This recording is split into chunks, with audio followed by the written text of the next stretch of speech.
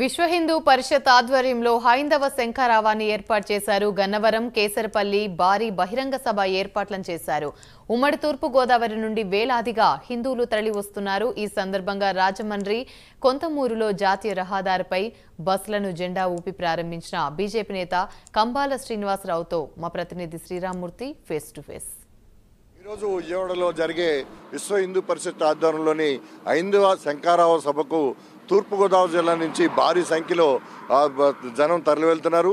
RSS ఆధ్వర్యంలో జరుగుతున్న ఈ కార్యక్రమానికి పెద్ద ఎత్తున బస్సుల్లోని అలాగే ఇతర వాహనాల్లోని తరలి వెళ్తున్న పరిస్థితి ఉంది. ఇప్పటికే రాష్ట్రంలో నలుమూల నుంచి కూడా ట్రాఫిక్ డైవర్షన్ కూడా చేశారు. విజయవాడలో దాదాపుగా 3 నుంచి 5 లక్షల మంది ఆధ్వర్యంలో ఈ శంఖారావం సభ జరగనుంది. ఈ హైందవ శంఖారావం సభలో హిందూ ధర్మ పరిరక్షణకు సంబంధించి ఆర్ఎస్ఎస్ ఈ కార్యక్రమాన్ని చేపట్టింది.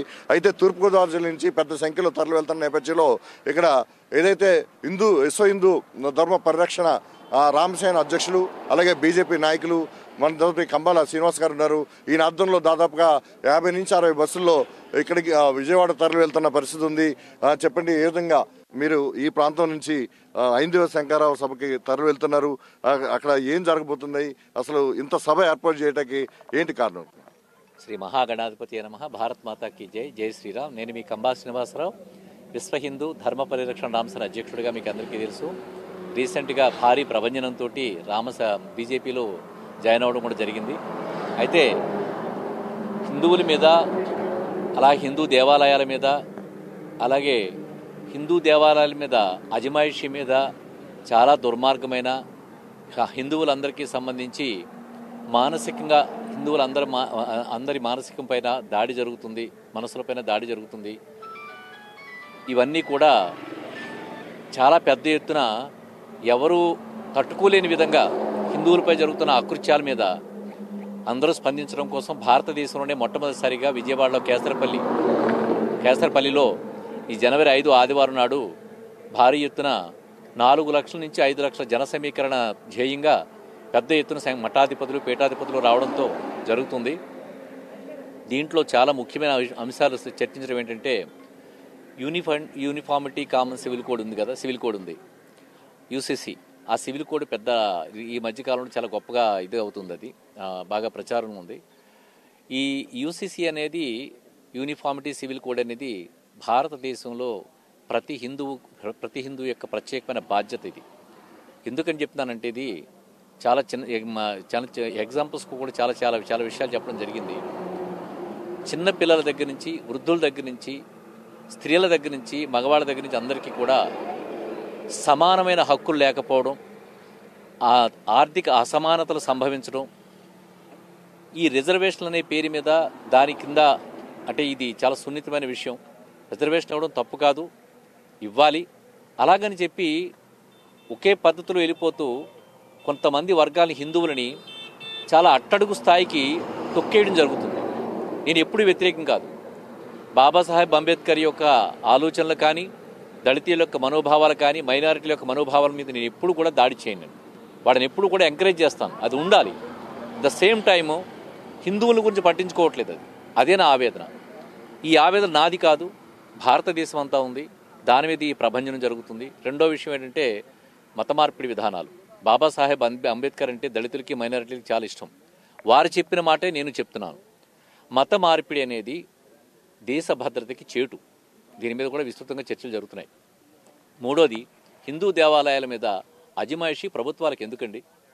ఇలా పోయినసారి జరిగిన ప్రభుత్వం, నేను పేర్లు చెప్పట్లేదు, సంస్కారం ఉంది కాబట్టి చెప్పట్లేదు. అది వాళ్ళు చేసిన పనులు దుర్మార్గాలు. 254 ఆలయాల మీద దాడి జరిగితే ఇప్పటికొచ్చి ఒక ఎఫ్ఐఆర్ లేదు, ఒకరిని కూడా పట్టుకుని జైల్లో వేయలేదు.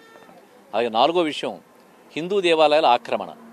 ఎక్కడ చూసినా విదేశస్తులు, కొంతమంది దుర్మార్గులు మన హిందూ దేవాలయం మీద ఆక్రమణ జరుగుతుంది. దీన్ని ఫోకస్గా పెట్టుకుంటూ భారీ ఎత్తున 4 లక్షల నుంచి 5 లక్షల జన సమీకరణతోటి హైందవులందరూ సంఘటితం చేస్తూ భారతదేశం యొక్క సంస్కృతి, భారతీయ దేశం యొక్క ఔన్నత్యం, దాని యొక్క గొప్పతనాన్ని నిలబెట్టడం కోసం అని చెప్పి ఈ రోజున ఈ సమీకరణ అనేది చాలా భారతదేశం అంతా కూడా ఫోకస్ చేసుకుంటూ మన విజయవాడ వైపు చూస్తున్న పరిస్థితి ఈరోజు వచ్చింది.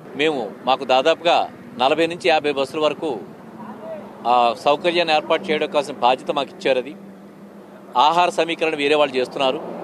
మేము వీళ్ళందరినీ సమీకరణ చేసుకుంటూ రాత్రంతా కూడా మేము ఆ ట్యాంక్ డీజిల్స్ కడివి కొట్టించడం, బస్సులు కొట్టించడం ఈ కార్యక్రమం చేపట్టాం. అది విశ్వ హిందూ పరిషత్ వారికి మా మీదుండే నమ్మకాన్ని మేము జాగ్రత్తగా కాపాడుకుంటూ అన్ని ఏర్పాట్లు చేయడం జరిగింది.